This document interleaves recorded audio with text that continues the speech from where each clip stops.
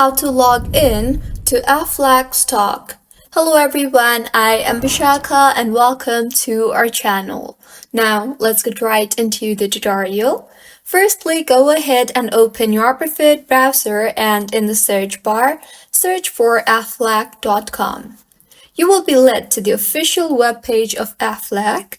In here, tap on the Login/Register dropdown and select the account that you want to log yourself into. I will select Individual.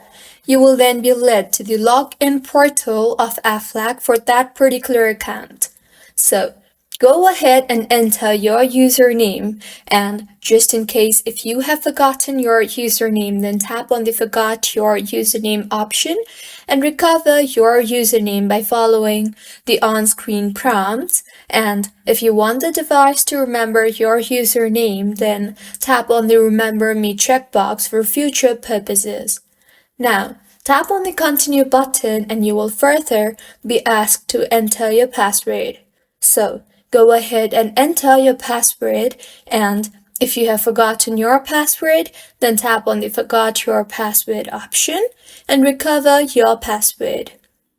Finally, once you have entered your correct login credentials, tap on the Login button, and with this, you will be logged in to Aflac Stock successfully.